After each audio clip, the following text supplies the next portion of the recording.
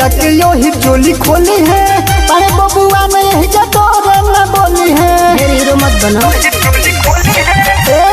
रेवती में ले जाके यो ही चोली खोली है, अरे बबुआ ने यही जतोरे न बोली है। नचरत भर कमर कतूर के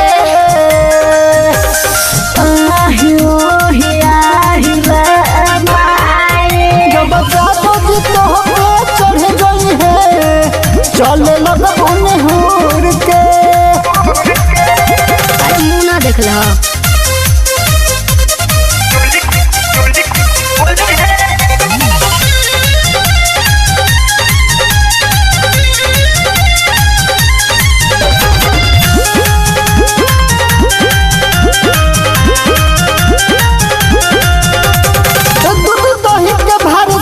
नहीं कोईबू दरद से देबू चिल्लाई हो, लेके चक जब कोरा में तोहके करब वही रे माई हो।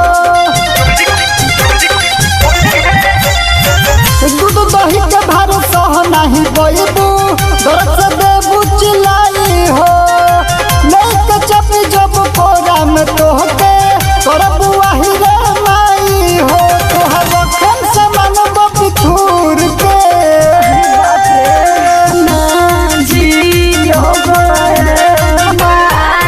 जब जातो जी तोहके चढ़ जाई है, चले लगबू निहुर के। अरे जाना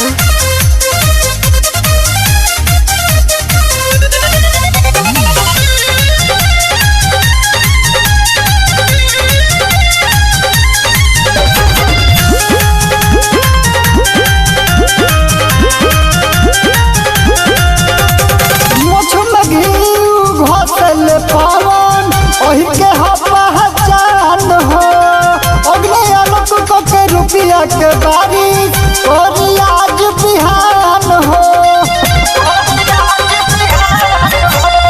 मुछ में घी घोसल राजू ओही के पहचान हो, अग्नि आलोक के रुपया के बारिश और आज बिहान हो। ऐसे तक न रहुना पघूर के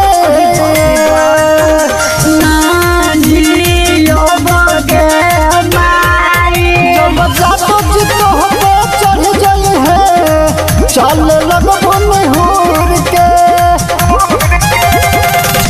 हाँ ताजते हूँ जानिए जैबे।